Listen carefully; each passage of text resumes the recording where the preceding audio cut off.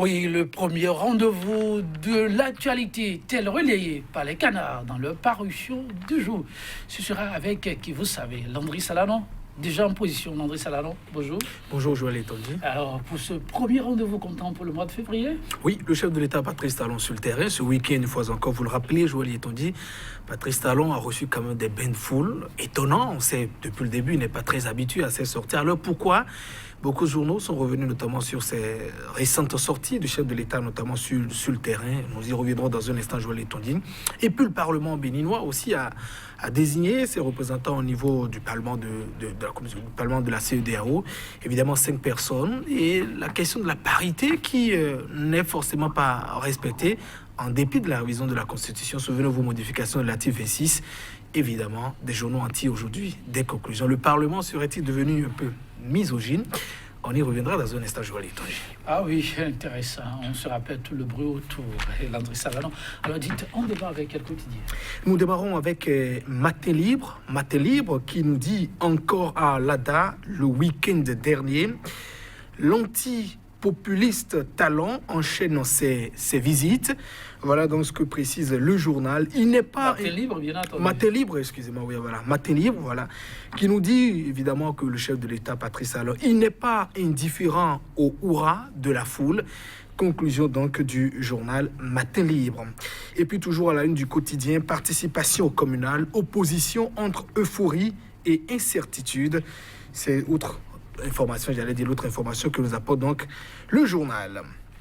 Dynamisme Info reste toujours au niveau de dans l'actualité de la descente du chef de l'État sur le terrain. Regain d'activité jusqu'en fin de mandat. Talon sur tous les fronts, donne déjà à susciter sa candidature pour 2021. Le chef de l'État, Patrice Talon, qui était donc à Alada avec des questions de bain de foule. Et puis, dossier lié à la fermeture des frontières. Le Bénin satisfait aux exigences et s'en remet désormais à la décision du Nigeria.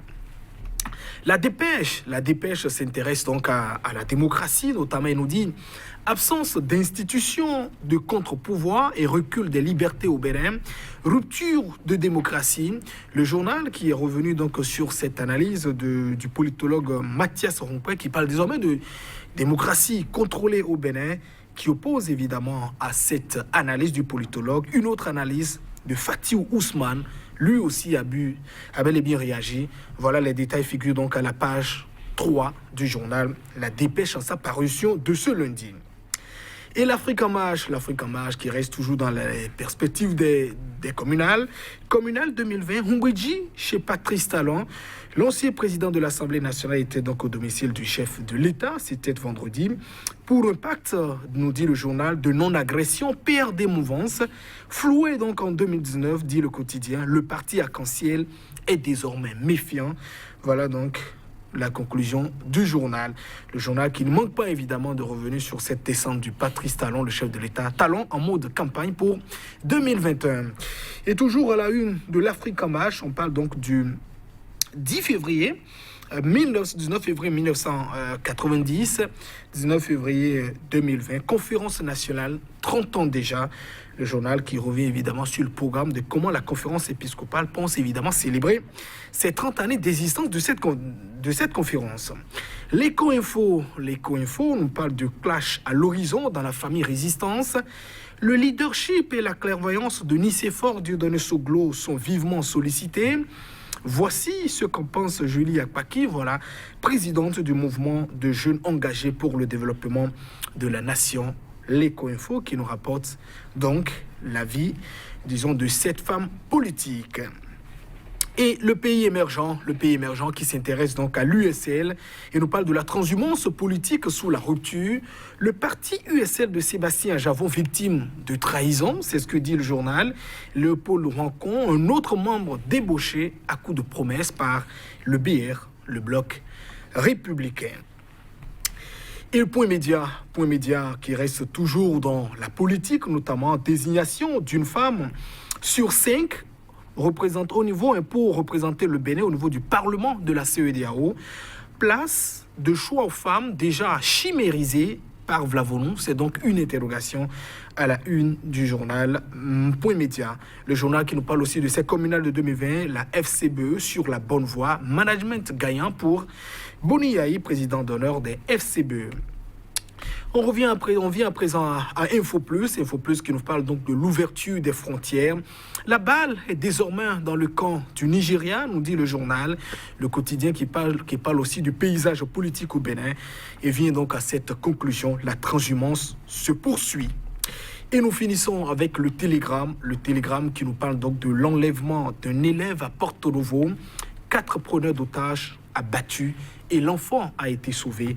C'est cette information que nous rapporte donc le Télégramme, une information sur laquelle nous clôturons provisoirement, Joël Tondi, la une des journaux. Merci à vous, Landry Salanon. On va y aller.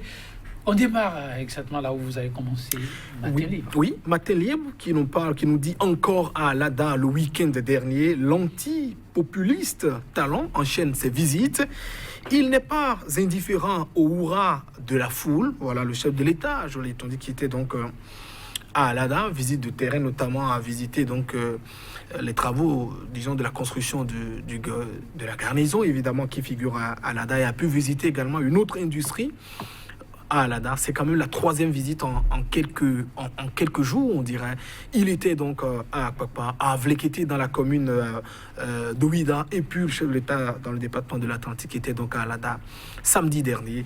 Évidemment, acteur politique, on ne peut pas scruter ces descentes en estirpant ces échéances qui approchent, mais davantage il faut retenir que ce qui suscite quand même la polémique autour de ces descentes du chef de l'État, en principe des descentes qui sont ordinaires, tout chef de l'État en principe devrait se rendre sur le terrain, c'est que déjà le candidat Patrice Talon, en allant sur le terrain pour solliciter les voix de ses compatriotes, on voyait déjà le discours qui était tenu, c'était l'antipode en tout cas de Boni Yayi.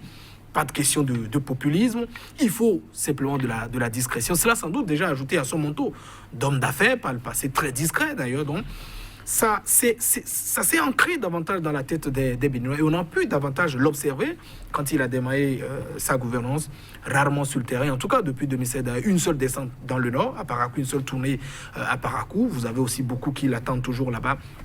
Et même dans la première tentative de révision de la Constitution, on était même allé juste dans le projet maître qu'il est donc interdit, si ce n'est donc pas en période électorale, d'organiser des marches.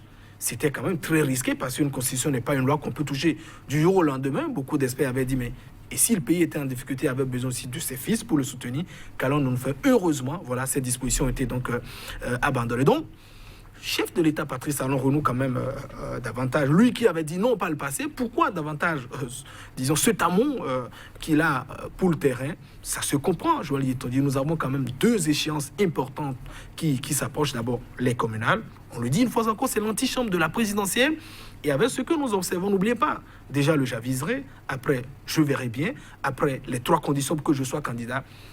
En tout cas, le doute commence davantage à s'estiper que de plus en plus, on voit quand même Patrice Talon s'apprêter pour le second mandat. On connaît le discours classique. Nous avons entamé des chantiers, il faut que nous puissions finir, il faut qu'on garde évidemment le cap. Sinon, Joël Tondi, voilà, on observe voilà, pour ces descentes du chef de l'État. Il y a des échéances qui sont donc en vue. Et ces soutiens aussi qui sont les députés ont besoin aussi de lui sur le terrain pour qu'il soit davantage, pour les renforcer dans la promotion de ces actions que nous observons. Parce qu'aussi en face, on n'oublie déjà pas une population très critique, déjà il faut l'observer. En tout cas une bonne partie déçue des actions, en tout cas de la gouvernance qui se passe depuis 2016. Et les FCBE qui ont quand même leur récépissé, beaucoup s'organisent aussi sur le terrain. Attention, il faut renouer progressivement avec le terrain. En politique, ça n'étonne pas, mais voilà un peu les raisons, en tout cas, qui suscitent les polémiques de ces descentes du chef d'État sur le terrain. Oui, nous allons passer à un autre sujet avec Point Média qui nous offre à sa une. Oui, Point Média qui nous parle donc de la désignation d'une seule femme sur 5 pour représenter donc le Bénin au niveau du Parlement de la CEDEAO. Place de choix aux femmes déjà chimérisées par Vlavonu, le président de l'Assemblée nationale. Alors selon les textes qui régissent quand même le Parlement de la CEDEAO, dans sa désignation, en tout cas pour chaque État, on doit pouvoir désigner, comment dit-on, 30% de la représentation. Le Bénin, qui doit quand même désigner ses membres au niveau du Parlement de la CEDEAO. Évidemment, quand on fait les 30%, ça donne 1,5. Évidemment, nous n'avons pas de demi ou bien de moitié d'hommes. Ce qui suppose qu'en principe, on doit quand même avoir au moins 2 femmes qui devraient donc siéger au niveau du Parlement de la CEDEAO. La question a été donc alors d'une plénière chaude la semaine dernière entre les différents députés. Finalement, ils ont donc maintenu leur position et c'est la députée Sedame Fagla qui a été désignée, elle, qui avait quand même des employants très chaudes il y a quelques jours avec son collègue Rachidi Banamassi. Et au journal, pour média de s'interroger, où sont passés quand même, disons, tous ces textes qui ont été votés, la Constitution. N'oubliez pas, l'article 26 a été désormais modifié. Il est dit, donc, dernier alinéa, en dépit de ces dispositions, on peut en arriver à introduire des dispositions discriminatives, de la discrimination positive. Le code électoral aussi a été modifié, article 144, il est aussi prévu désormais qu'en dépit de tout, nous aurons désormais 109 députés et que 24 sièges en principe d'office sont donc conviés aux femmes. Alors, c'est un contraste. Quand on prône ou bien on défend toutes ces règles, pourquoi, au niveau de la désignation, on n'y arrive donc pas? Même si les dispositions, disons, au niveau du Parlement de la CEDEAO ne le disaient pas, je crois que le Parlement serait même davantage contraint de le faire, parce que n'oubliez même pas, au niveau de la Constitution, on a dit, en dépit de tout, on peut même instaurer une discrimination positive. C'est beaucoup étonnant, une fois encore. Il y a des propos qu'on pose, et dans les actes, ce n'est toujours pas la réalité. Ah oui, entre les propos et les faits, souvent de grands pas. Nous allons terminer, il nous reste 1 minute. On va à la une, pourquoi pas, du Télégramme. Ça ne coupe pas les rues par ici. Preneur d'otages. Oui, enlèvement d'un élève à Porto-Novo, 4 preneurs d'otages abattus et l'enfant sauvé. La scène s'est donc passée à Porto-Novo. Évidemment, la police est donc intervenue. Cet élève quand même qui, évidemment, était donc allé au cours. En principe, devait revenir sain et sauf à ses parents. Jour noir, a été donc arraché. Et je crois que les éléments quand même de la police républicaine sont donc intervenus sur le terrain pour pouvoir sauver cet enfant. Voilà, heureusement, quand même, bravo à nos flics pour ce travail et davantage de prudence à la fois aux parents, notamment les consignes qu'ils donnent à leurs différents enfants. Oui. On ne le dira jamais, ça c'est prudence, c'est encore prudence. La technique dit qu'on a quelques 15 secondes, une affaire de jalousie qui passe. Mais c'est encore le Télégramme qui nous rapporte cette histoire-là. C'est vrai, une affaire de jalousie, évidemment. Une militaire, pour une scène de jalousie, une militaire a brûlé donc sa coépouse et son bébé.